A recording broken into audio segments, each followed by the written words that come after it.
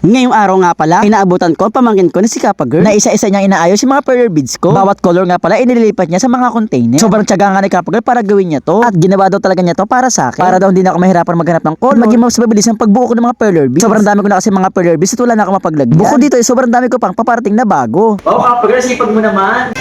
Siyempre, buksan ko na ako at best in yung ayos niyo ako maprito ako sa gawain bahay. Galing mo naman, Kappa Girl, madali na ako makapaggawa ng pelvis dahil talaga sinapalit mo na sila ng lagayan.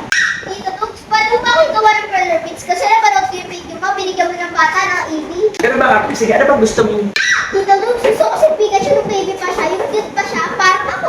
May mga bata pala nagpunta dito sa bahay ko. Nanghingi ng perler beads na si Evie. Napanood pala yun ni Kappa Girl at ngayon siya naman ang nanghihingi sa akin. Ito pala ang na-request niya sa akin si Pikachu nung baby pa. Para daw cute pero ang pangalan talaga nito ay si Pichu. Ito nga sobrang basic lang ang ginagawa ko to para kay Kappa Girl. O diba ito finish na agad. Kaya naman titipan na lang natin. Pagkapatong ng tip kailangan nating diinan. Make sure na nakadikit lahat ng beads. Saka natin kukunin at babaliktarin. Ngayon ipapatungan na natin to ng parchment paper. At paplansyahin natin sideways hanggang sa mawala na yung mga butas. After ilang minutes lang, pwede natin siya tanggalin sa tape at pwede rin natin siya tanggalin sa parchment paper. At eto na, tapos na natin gawin si Baby Pikachu. Nung pinakita ko nga at binigay ko na to kay Kappa Girl, grabe sobrang tuwang-tuwa siya.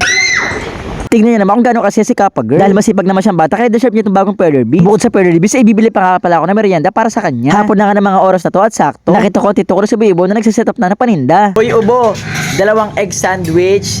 Hindi mo babaliktaran na itlog at walang sauce. Hindi mo i-flip. Oo. Ayan, ang order nga pala ako ng 2 egg sandwich. Hindi babaliktaran ng itlog at hindi lalagyan ng sauce. Ganun kasi yung order na gusto ni Kappa Girl. Literal na egg sandwich lang talaga. Dahil alam ko sobrang nakakapagod yung ginawa niya pero huli-huli niya yung mga color na lagay sa container. Deserve niya nitong merienda. Kaya nga pala dalawang binili ko dahil katulong niya pala yung pinsan niya. O, Kappa Girl, ito na yung egg sandwich mo. Ito naman sa'yo, Fernando. Thank you, Tito Tux, sabi binili mo ako ng egg sandwich. Thank you, Kuya Tux, nabili mo egg sandwich. O diba sobrang saya ng mga bata. Basta masipag ay lagi talagang merong reward. At ngayon dahil wala ng mga bata, dumating nga pala akong parcel galing ibang bansa. Ngayon ay unboxing natin siya. At dahil nga galing ibang bansa to, kailangan talaga naka-record. Para kung may damage man, meron tayong proof.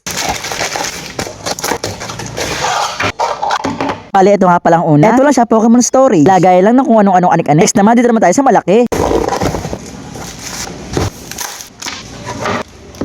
Mga kadugit, ito pala siya. Hindi ko na pinakita sa inyo pagbuo dahil wala naman siyang damage at okay naman siya. Alam niyo naman, di ba mahilig ako sa Pokemon? Ayan, ito ay tsura niya. Isa siyang ibon na lumilipad. Palihilahin niyo lang tong Pokeball na nakatali at lilipad na siya. O di ba sobrang cute? Grabe nga, sobrang saya ko nung dumating to eh. Bali, pwede nga pala sa labas o sa loob ng bahay. Sunod, dito naman tayo sa pinakahuli at pinakamalaking box.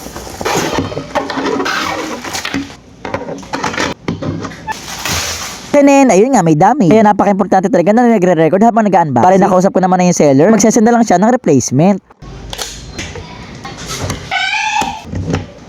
Tenen, bali, ito nga pala siya mga kadugyo. Isa nga pala siyang night lamp na perfect para sa mga kwarto. Speaking of kwarto, ito nga sa kwarto ko to ilalagay. Ito ang magandang ilaw kapag natutulog tayo. Bali, kung mahilig kayo sa Pokemon, siya nga pala si Bellsprout. O, di ba mga kadugyo, sobrang cute niya. Ang ganda pa ng ilaw. At ito na mga bubble wrap, hindi ko nga pala ito tinatapon, iniipon ko. Kasi pampawala to ng stress eh. O siya, yun lang muna. Thanks for watching. Bye-bye!